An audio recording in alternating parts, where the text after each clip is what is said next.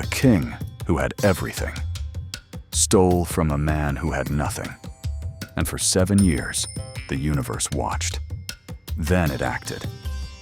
This is a story that has been passed down for centuries, not because it is extraordinary, but because it is true in every age, in every land, for every soul that has ever chosen greed over grace.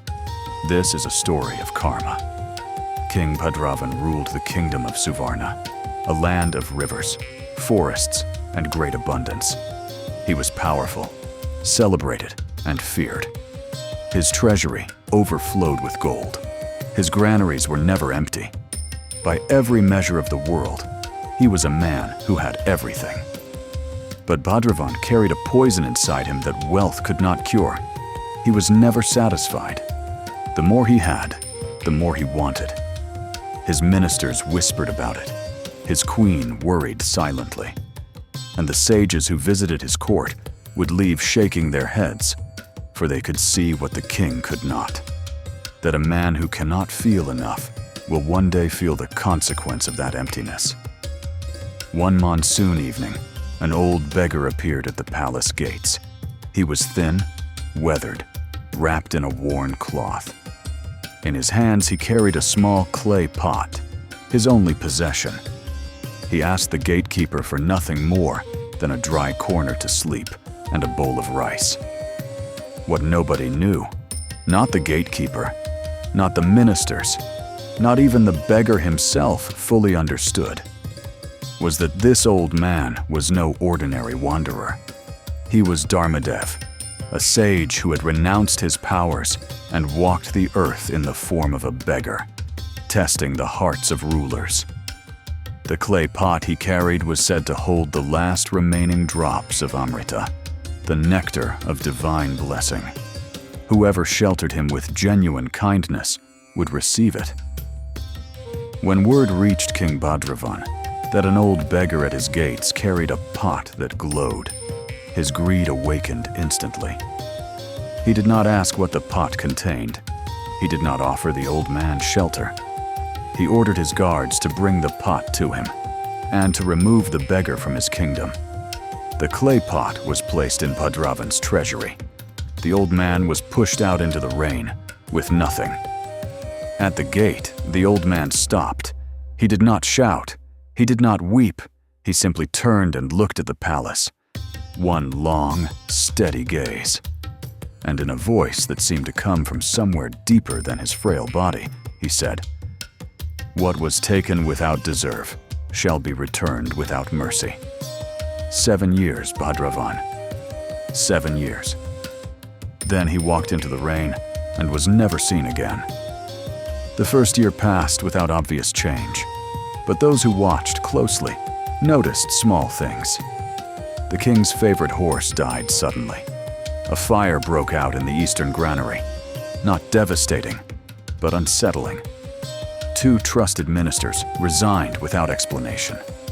Nothing catastrophic, just a slow unraveling, like a thread being pulled from a fine cloth. By the 2nd and 3rd year, the signs were undeniable. The monsoon failed 2 seasons in a row. Crops withered. Trade routes that had made Suvarna prosperous were disrupted by neighboring conflicts. The treasury that had once overflowed began to strain under the cost of managing the crisis. The king consulted astrologers, performed elaborate rituals, made generous donations to temples, all in panic, none in genuine repentance. In the 4th year, something broke inside Bhadravan. He began spending nights alone in his treasury, not counting gold, but staring at the small clay pot he had stolen. Something about it disturbed him. It had never opened. No one could open it. And yet on some nights, those who passed the treasury door claimed to hear something from inside that pot. Not a sound exactly, but a feeling, like a heartbeat that wasn't quite human.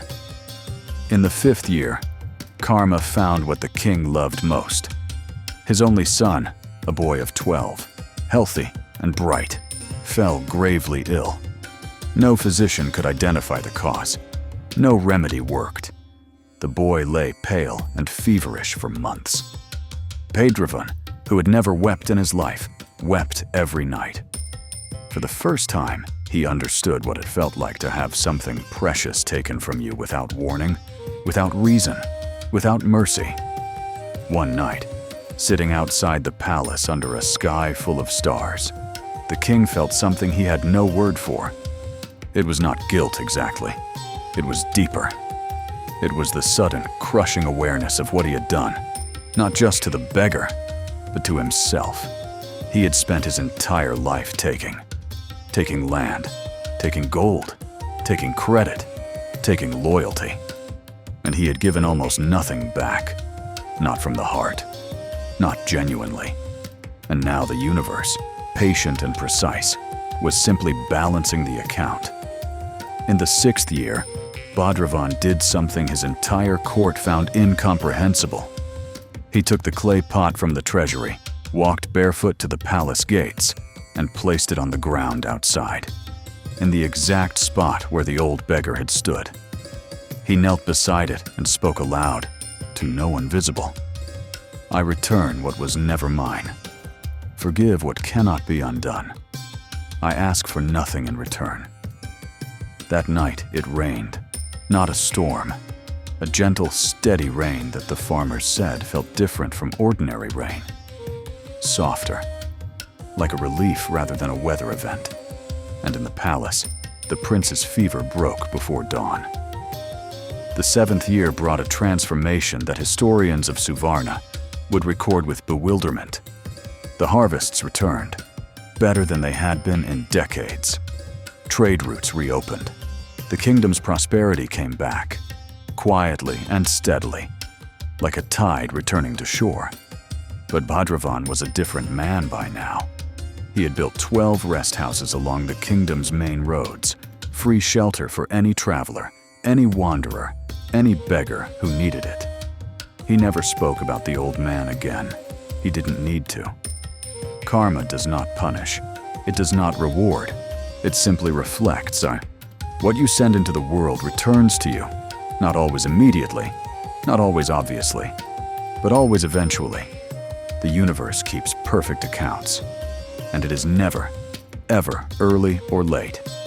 It is always exactly on time. If this story moved you, share it with someone who needs to hear it today. New karma stories every week, from every culture, every age, every truth. Subscribe to Karma Chronicles. And remember, every action is a seed. Choose wisely what you plant.